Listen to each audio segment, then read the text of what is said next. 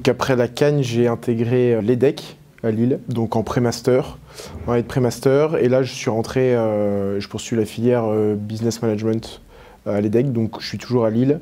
C'est la filière un peu classique, généraliste de l'EDEC. Et je pars là, du coup, ce jeudi pour 6 mois, pour un semestre d'échange universitaire à l'université de Jakarta, en Indonésie. J'aurai à peu près les mêmes cours que si j'avais continué à l'EDEC, même si c'est un programme de MBA, donc un peu plus poussé. Mais après, le cadre autour va faire que ça va être 6 mois complètement différents, parce que je vais être plongé dans une culture que je ne connais pas du tout. C'est le plus grand pays musulman au monde, c'est un pays qui est en pleine croissance, tant sur le plan économique que géopolitique. De ce que j'en vois, en tout cas, ça va être un mélange de syncrétisme, de plein de cultures différentes, religieuses, donc ethniques également. Donc voilà, c'est l'occasion de se pousser un peu en dehors d'élargir un peu sa zone de confort, parce que je vais être seul là-bas, je pars seul, donc ça va être un peu une expérience de la solitude, de l'altérité, un peu de la radicalité dans le sens où voilà, je vais être plongé dans quelque chose de complètement différent. Et puis après, ce que je vais en tirer, je me laisse aussi un peu surprendre, parce que j'ai un peu du mal à visualiser complètement ce que ça va donner.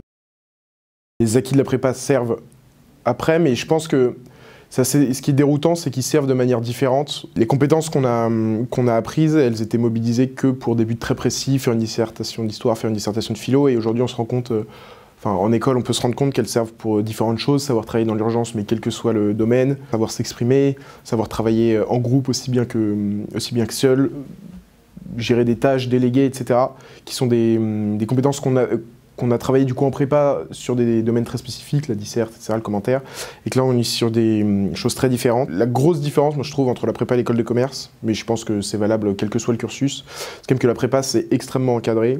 Je suis allé en prépa parce que je savais que je voulais aller en prépa, mais sans forcément me poser la question de l'après. Je savais que je voulais l'ENS parce que c'était, c'est une école très prestigieuse. En tout cas, le prestige jouait pour beaucoup. Et on se retrouve là à se dire, mais en fait, on a 20 ans, 21 ans si on a QB, dans une école qu'on a choisie, et on est complètement libre de son emploi du temps, on a beaucoup moins de cours. Donc qu'est-ce que je vais faire concrètement dans mon emploi du temps? C'est-à-dire qu'est-ce que je vais faire de ma vie, qu'est-ce que j'aime, qu'est-ce qui a du sens pour moi? Et ça, c'est quand même, je trouve, la différence quand même principale. Les matières n'ont pas grand-chose à voir, encore que, en tout cas à l'EDEC, l'année de pré-master, il y a un peu une continuité. On a encore des matières académiques, par exemple on fait de la microéconomie, de la macroéconomie, on fait des statistiques, qui sont quand même des matières, c'est dur, c'est costaud, il y a toute une théorie derrière. En prépa, au bout d'un moment, on apprend à travailler toutes les matières un peu en groupe, je trouve, ou à se rendre compte que la géo répond à l'histoire, qui répond à la philo, etc. On arrive à faire des liens assez rapidement, on est dans un espèce d'univers un peu cohérent. Et en école de commerce, alors qu'on pourrait se dire paradoxalement que c'est plus cohérent parce que c'est au sein du monde de l'entreprise, en fait, c'est des matières qu'on ne connaît pas du tout. Donc au début, on y perçoit un peu moins cette cohérence. On a l'impression que ce qu'on fait en stratégie n'a rien à voir avec ce qu'on fait en finance, avec ce qu'on fait en marketing.